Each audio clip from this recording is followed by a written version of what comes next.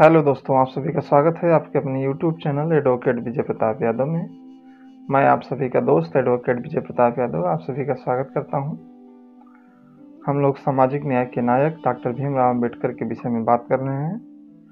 भाग 5 तक हम लोग बात कर चुके हैं। आज 6वें भाग में हम लोग पहुंच चुके हैं। प्रथम गोलमेज सम्मेलन के विषय में हम लोगों ने बात कर लिया है। प्रथम गोलमेज सम्मेलन खत्म होता है, वहाँ से लोग आते हैं। प्रथम गोलमेज सम्मेलन बिना किसी नतीजे के खत्म होता है। अब हम लोग बात करेंगे द्वितीय गोलमेज सम्मेलन के विषय में। द्वितीय गोलमेज सम्मेलन में क्या क्या समस्याएं आती हैं, क्या क्या सफलताएं मिलती हैं, गांधी जी से और अम्बेडकर जी से क्या क्या वाद विवाद होता है, इन सभी के विषय में हम लोग बात करेंगे। अभी तक उन गांधी जी की और अम्बेडकर जी की मुलाकात कभी आमने सामने नहीं हुई थी। पहली बार अब दोनों की मुलाकात होगी और काफ़ी तीखी बहस भी होगी। तो आइए हम लोग अब उसके ऊपर चर्चा करेंगे। जय भीम, जय मंडल, जय संविधान, जय समाजवाद। आइए शुरू कर। प्रथम गोलमेज सम्मेलन से वापस आने के बाद अम्बेडकर की ख्याति बढ़ गई। लोग उनको शाबाशी देने लगे। सभी अखबारों ने उनकी तारीफ की, विभिन्न पत्र पत्रिकाओं ने उनकी तारीफ की। प्रथम गोलमेज सम्मेलन के बाद राजनीति में भी बदलाव आने लगा। कांग्रेस ने भी अपना रुख बदल लिया। पंडित नेहरू ने भी कहा कि गोलमेज सम्मेलन में गए लोग स्वार्थी और देशद्रोही नहीं थे, बल्कि बहुसंख्यक का उनको समर्थन नहीं था।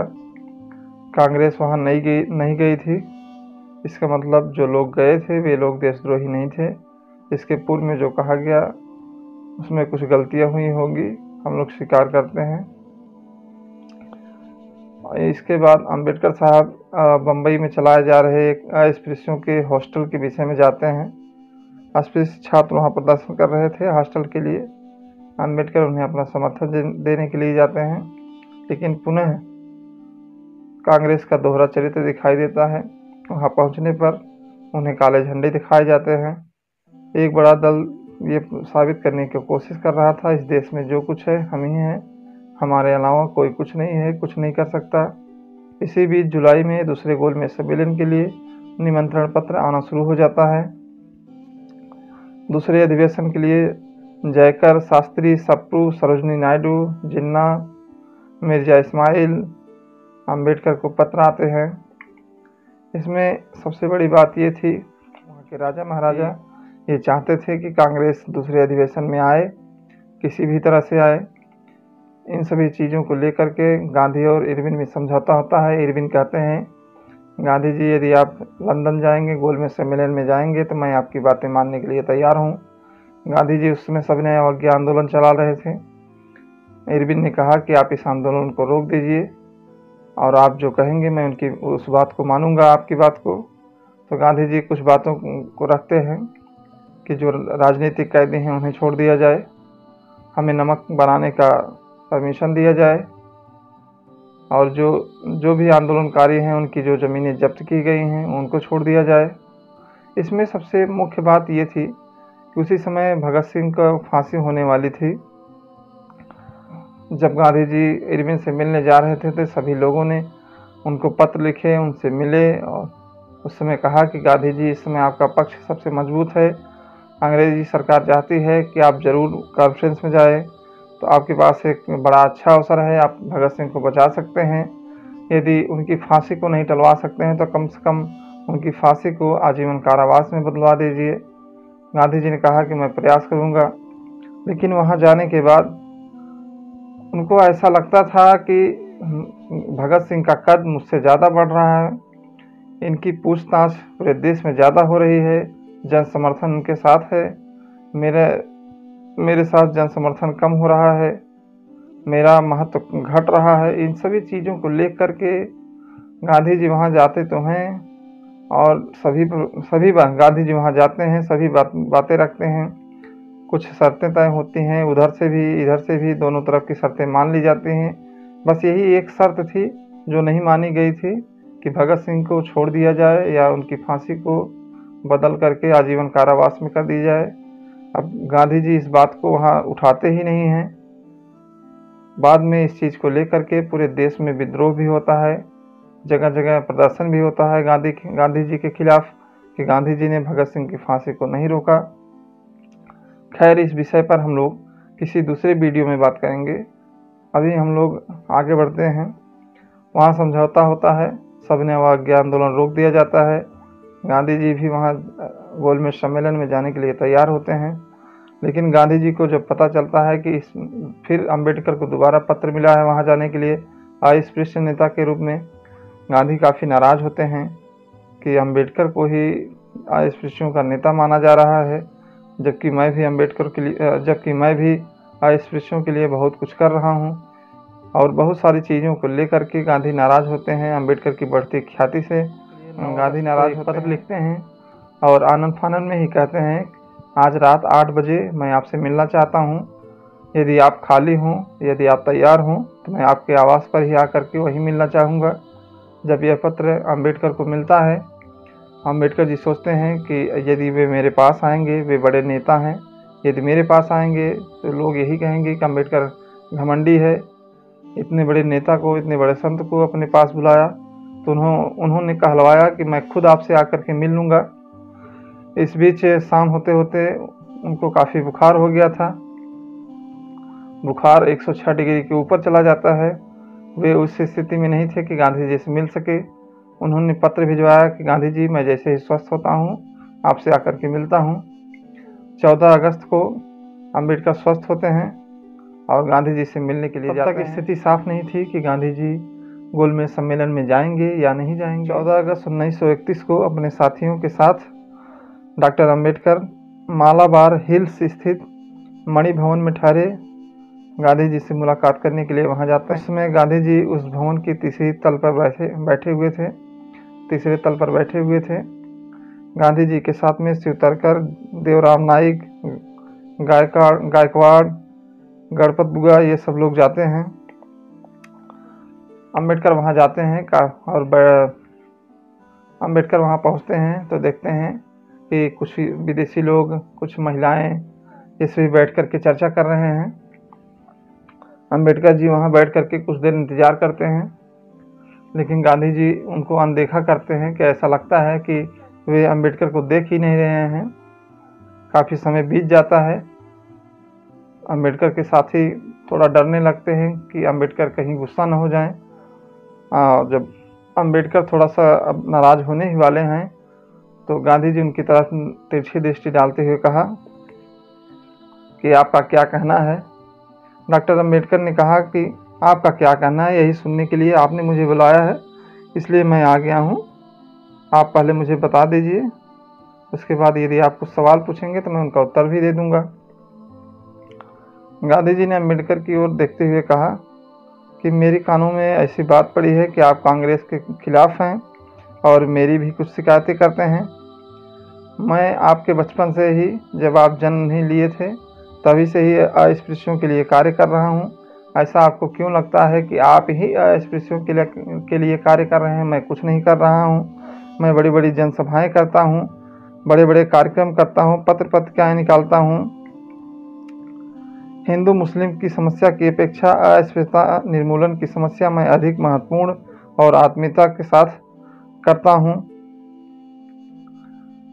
कांग्रेस ने आज तक 20 लाख रुपए अस्पृश्यों के उद्धार के लिए खर्च कर दिया। इतना सब करने के बाद भी आप मुझसे नाराज हैं। आप कहते हैं कि आप ही सब कुछ कर रहे हैं, हम लोग कुछ नहीं कर रहे हैं। डॉक्टर अंबेडकर जी उनके सवालों का जवाब देते हैं कि यह सत्य है कि जब मेरा जन्म नहीं हुआ था तब से आप यह कार्य करते आ रहे हैं। हम सभी से बड़े बूढ़े लोग हमेशा ही बड़प्पन का मुद्दा कभी कभी सामने लाते हैं। आप मुझसे उम्र में बड़े हैं। यह बात भी सही है कि आपके आग्रह से ही कांग्रेस ने अस्पृश्यता निवारण कार्यक्रम की स्वीकृति दी, लेकिन औपचारिक स्वीकृति देने के अतिरिक्त कांग्रेस ने कुछ नहीं किया। आप कहते हैं कि आपने 20 लाख रुपए खर्च कर दिए, लेकिन यदि 20 लाख रुपए मुझे मिले होते तो मैं समाज का कार्य सुधार किया होता। आपने 20 लाख रुपए कहाँ खर्च किए, अभी तक कुछ पता ही नहीं चला है। उससे समाज का क्या भला हुआ, पता ही नहीं चला है। यदि आप और कांग्रेस वास्तव में अस्पृश्यता ही खत्म करना चाहते थे तो आपने कुछ शर्तें नहीं निर्धारित की पार्टी के लिए। जैसे कि आपने पार्टी के लिए एक शर्त निर्धारित की है कि पार्टी का सदस्य होने के लिए खादी वस्त्रों का पहनना अनिवार्य है। उसी तरह से आपने ये क्यों नहीं कहा कि पार्टी का सदस्य होने के लिए अस्पृश्यता निवारण अनिवार्य है, अस्पृश्य बच्चों को अपने घर में विद्यार्थी के रूप में रखना अनिवार्य है, उन्हें सप्ताह में कम से कम एक दिन भोजन के लिए आमंत्रित करना अनिवार्य है, अस्पृश्य गरीब महिलाओं को अपने घरों में काम देना अनिवार्य है। इस तरह की शर्तें आपने क्यों नहीं तय की है? यदि इस तरह की शर्तें आपने तय की होती तो शायद अस्पृश्यों का काफ़ी हद तक उद्धार हुआ होता। गांधी जी कहते हैं कि यह मातृभूमि आपकी है अम्बेडकर जी, आप क्यों मातृभूमि के लिए कार्य नहीं कर रहे हैं? अम्बेडकर ने कहा कि आप कहते हैं कि मेरे पास मातृभूमि है, लेकिन मैं बताता चलूं कि मेरे पास मातृभूमि नहीं है। देश में कुत्ता जिस तरह से ज़िंदगी जीता है उस तरह की ज़िंदगी भी हम नहीं गुजार सकते हैं। कुत्ता दूसरे के दरवाजे पर जा सकता है, बैठ सकता है, वहाँ खा सकता है, नदी तालाबों पोखरों पे पानी पी सकता है, लेकिन हमें उस तरह का कोई भी अधिकार नहीं है। कुत्तों से भी गिरी हुई ज़िंदगी हमारी है। यदि हमसे कोई भूल भी हो जाए तो उसके लिए हम खुद अपराधी नहीं हैं। यदि हमने कोई द्रोह कर दिया, विद्रोह कर दिया, तो उसके लिए मैं और मेरा समाज खुद इसके लिए जिम्मेदार नहीं होगा। इन सब की जिम्मेदारी आप सभी को ऊपर होगी। इस पाप का भागीदार मैं नहीं होऊंगा। अम्बेडकर के इन तीखे बातों से, इन तीखे वचनों से गांधी जी कुछ नरम पड़ने लगते हैं। उनका स्वास्थ्य कुछ बिगड़ता हुआ दिखाई देने लगता है। इसी बीच अम्बेडकर और एक कठोर सवाल पूछ लेते हैं। मुसलमान, सिख इत्यादि अल्पसंख्यक लोगों की स्थिति अस्पृश्य समाज की तुलना में काफ़ी अच्छी है। अस्पृश्य लोग सर्वोत्तर पिछड़े और शोषित हैं। इन अलग लोगों का राजनीतिक दृष्टि से स्वतंत्र अस्तित्व गोलमेज परिषद ने स्वीकार किया है और कांग्रेस ने भी उस बात को स्वीकृति दी है। गोलमेज परिषद के पहले अधिवेशन में अस्पृश्यों का अल्पसंख्यकों में अंतर्भाव किया गया है और राजनीतिक दृष्टि से उन्हें मुसलमान, सिख इत्यादि लोगों के समान स्वतंत्र घटक के रूप में स्वीकार किया गया है। उन्हें सुविधाएं और आवश्यकता अनुसार प्रतिनिधित्व देने के बारे में सिफारिश की गई है। हमारे मत के अनुसार वह हमारे कल्याण का है। इस संबंध में आपका क्या मत है? गांधी जी ने कहा कि अस्पृश्य समाज हिंदू समाज का अभिन्न घटक होने से उसे हिंदुओं से अलग करने के मैं एकदम खिलाफ हूँ। उन्हें आरक्षित सीटें देने के लिए मैं कदापि तैयार नहीं हूँ। अम्बेडकर कहते हैं, आपका मत मुझे मालूम हुआ, अब मैं यहाँ से चलना चाहता हूँ।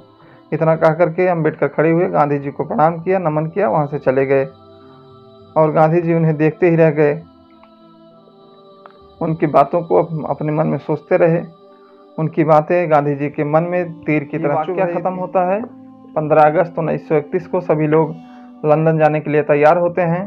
बंदरगाह पर पहुंचते हैं और SS मुल्ताना नामक जहाज पर आरूढ़ होते हैं। वहाँ बंदरगाह पर अम्बेडकर को विदा करने के लिए हजारों लोग आए थे। दोनों तरफ से उनका अभिवादन कर रहे थे। अम्बेडकर उनका अभिवादन भी स्वीकार कर रहे थे। जहाज पर अम्बेडकर जी की मुलाकात प्रभाशंकर नामक व्यक्ति से होती है, जो भावनगर रियासत के दीवान थे। उन्होंने अम्बेडकर को चिढ़ाने के लिए कहा, उनको परेशान करने के लिए कहा कि कल की और गांधी जी की मुलाकात में कल वहाँ क्या निष्कर्ष निकला। अम्बेडकर ने कहा कि आप तो वहाँ मौजूद थे, आपने सारी बातें सुनी होगी।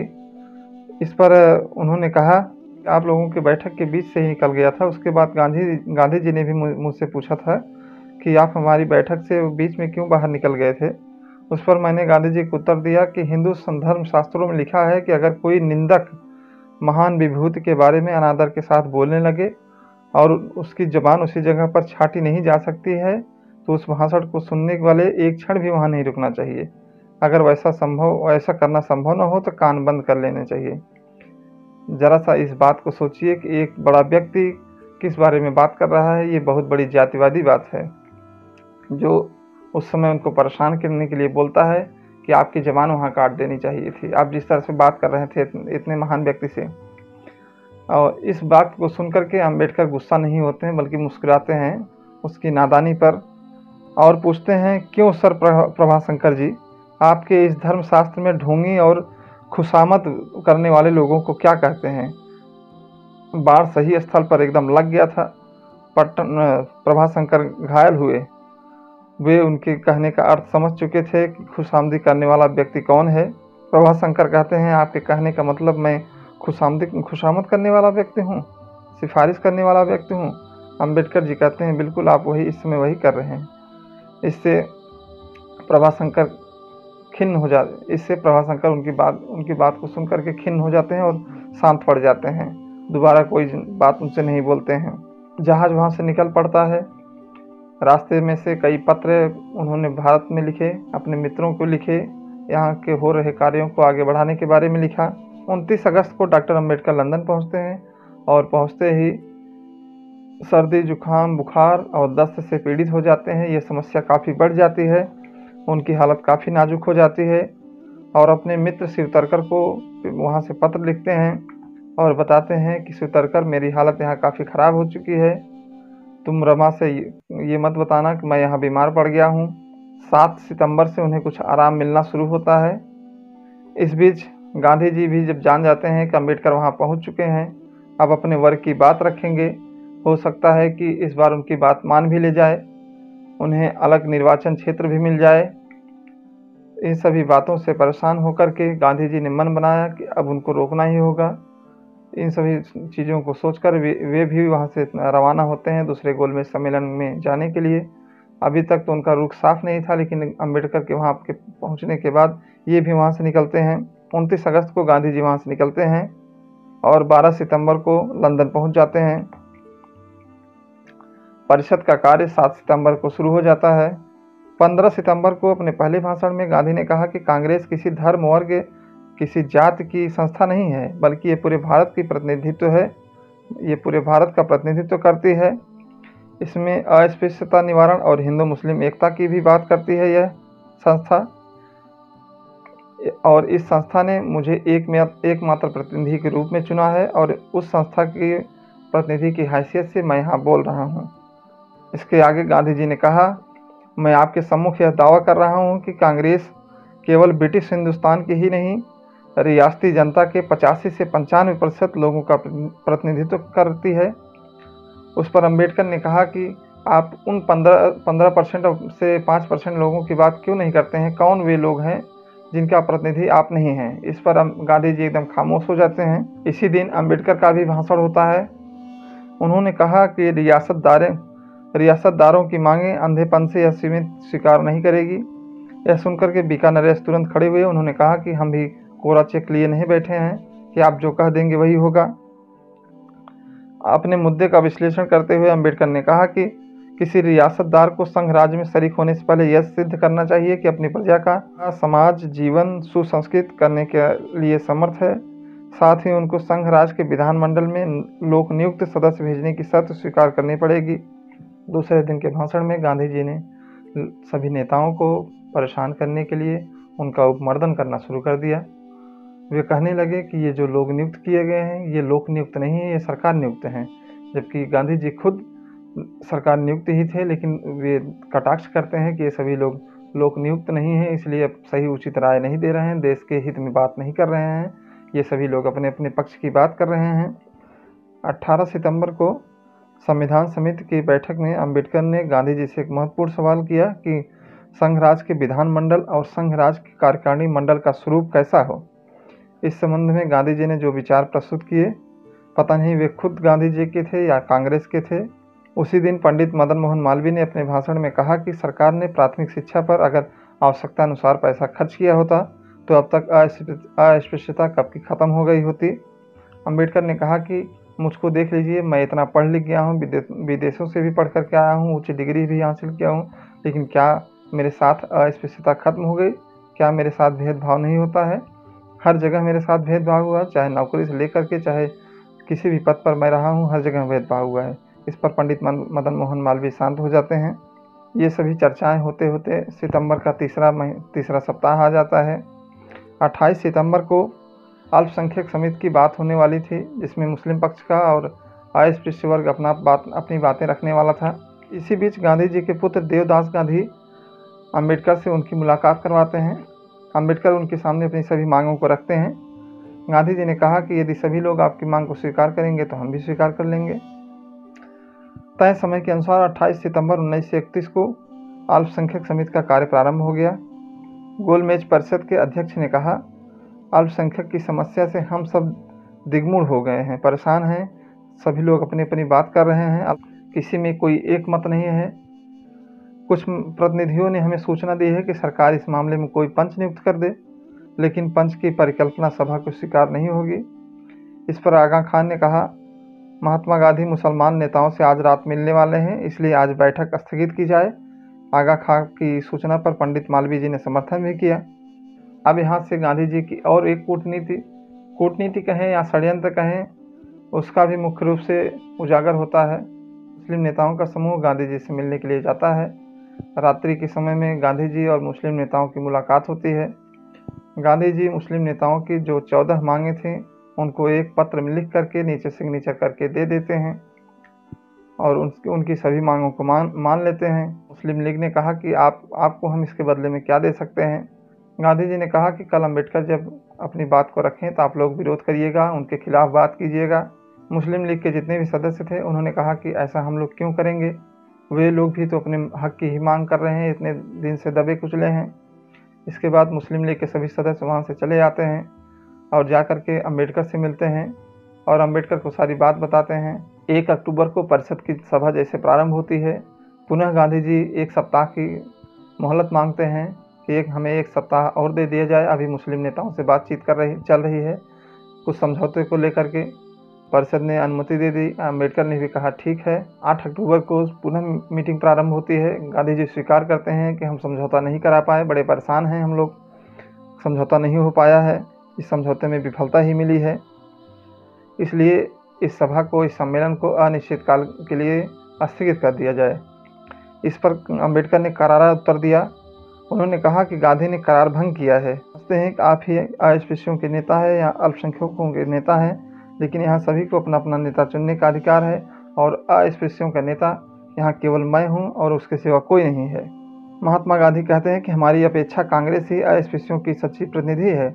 उस पर मुझे कहना है कि गैर जिम्मेदार लोग अनेक बार झूठे दावा करते हैं, जिसके बाद मैं दावा प्रस्तुत करता हूं कि उन्हें बिल्कुल स्वीकार नहीं होता। इस रवैये को देख करके ब्रिटिश प्रधानमंत्री ने स्वयं बताया कि प्रतिनिधि किस तरह से चुने गए हैं, इसके बारे में चर्चा करना या गुण दोष निकालना उचित काम नहीं है। उन्होंने कहा, यथार्थ क्या है उसकी ओर देखें और यह भी देखें कि भारत में यह जातियों की दल समस्या है या नहीं है। ब्रिटिश प्रधानमंत्री का भाषण तो थोड़ा तीखा था। कुछ लोग कहते हैं कि ये ताना गांधी जी को ही मारा गया था। अल्पसंख्यक समिति में होने से अम्बेडकर को मुसलमान, एंग्लो इंडियंस और यूरोपीय क्रिश्चियन प्रतिनिधियों के साथ नज़दीकी संबंध विकसित करने का अच्छा मौका मिला। उन्होंने मिलकर के एक ज्ञापन भी तैयार किया था। अम्बेडकर और श्रीनिवास ने अस्पृश्य के लिए आरक्षित सीटें से युक्त पृथक निर्वाचक मंडल की मांग तैयार कर ली थी। उनका विचार था कि इस योजना पर 20 साल बाद जनमत संग्रह करा लिया जाएगा। अगर सार्वभौमिक मताधिकार की व्यवस्था लागू कर दी जाती है तो उसको रद्द भी कर दिया जाएगा। गांधी जी ने इसका पूरी तरह से पुरजोर विरोध किया। उन्होंने कहा कि यह जो योजना है हिंदू धर्म में एक विभाजन पैदा कर देगी। मुझे इसमें कोई दिक्कत नहीं है कि अस्पृश्य लोग इस्लाम धर्म या ईसाई धर्म अपना लें, मैं इसे बर्दाश्त कर सकता हूँ, मगर मैं बर्दाश्त नहीं कर सकता कि उन्हें पृथक निर्वाचन क्षेत्र मिले, पृथक मताधिकार का हक मिले। अगर ये हर गांव में ये 2 गुट एक दूसरे से अलग हो जाएंगे तो हिंदू धर्म का क्या होगा। जो अस्पृश्यों के राजनीतिक अधिकार की बात करते हैं वे भारत को नहीं जानते हैं, न ही ये जानते हैं कि आज का भारतीय समाज किस तरह बना है। इसलिए मैं पूरा जोर देकर के कहना चाहता हूँ कि अगर संभावना का प्रतिरोध करने वाला मैं अकेला व्यक्ति रहूँगा तो मैं अपने प्राणों की अपने अंतिम सांस तक इसका विरोध करता रहूँगा। गांधी जी इस बात को स्वीकार करते हैं कि अस्पृश्य लोग चाहे दूसरे धर्म चला जाएं, कोई दिक्कत नहीं है, लेकिन उनकी मांगों को नहीं माना जाएगा। क्या यदि ये 6 करोड़ लोग, भारत की 1/5 आबादी दूसरे धर्म को मान लेगी, गांधी जी को संतोष है, लेकिन उनकी मांगों को मानने के लिए गांधी जी जरा से भी संतुष्ट नहीं है। यहाँ पर उनकी दोहरी मानसिकता एकदम स्पष्ट दिखाई देती है। कितनी चालाकी से वे अपनी बात को मनवाना जानते हैं, ये बात वहाँ सामने आ जाती है। इस बीच ब्रिटेन के पत्रकारों ने, वहाँ के पत्र पत्रिकाओं ने अम्बेडकर के ऊपर लिखना शुरू किया। उनके द्वारा कही गई बातों को कोट किया गया, वहाँ प्रचारित किया गया। उनकी प्रशंसा चारों तरफ होने लगी और गांधी जी की अपकीर्ति होने लगी, चारों तरफ उनका अपमान होने लगा। भारत में भी ये सूचना आती थी कि गांधी जी वहाँ हार रहे हैं। 1 दिसंबर को अध्यक्ष ने परिषद बर्खास्त कर दी। परिषद बेनतीजा रहा, वहाँ कोई निर्णय नहीं निकल पाया। सभी लोग अब वापस आने के लिए तैयार होते हैं। गांधी जी 28 दिसंबर को वापस आ जाते हैं और यहाँ आने के बाद बयान देते हैं कि मैं वहाँ से खाली हाथ लौट आया, मेरे हाथ कुछ नहीं लगा। आप लोग समझ सकते हैं कि गांधी जी क्यों खाली हाथ आए, वे क्या चाहते थे, उनको क्या नहीं मिल पाया, किस लिए गए थे। वे भारत के अधिकारों की बात करने के लिए नहीं गए थे, बल्कि अम्बेडकर का विरोध करने के लिए गए थे, जो नहीं हो पाया। पत्र पत्रिकाओं ने अम्बेडकर की खूब तारीफ की और गांधी जी की एक भी न चली। इन सभी बातों को लेकर के गांधी जी ने यहाँ आकर के कहा, मैं एकदम खाली हाथ लौट आया, मुझे कुछ हासिल नहीं हुआ। सभी लोग जब वापस चले आए, लेकिन अम्बेडकर वापस नहीं आए। वे वहाँ से लंदन से चले गए अमेरिका। वहाँ जा कर के कुछ अपने गुरुओं से मिले। अमेरिका न्यूयॉर्क से पढ़े हुए थे, अपने गुरुओं से मिले, वहाँ से किताबें भी खरीदी और 32 संदूकों में उनको भर करके जहाज़ से भारत भेज दिया और अपने साथी, अपने सहयोगी शिव तरकर को कहा कि शिव तरकर, जो संदूकें वहाँ पहुँच रही हैं तुम उनको उतार लेना।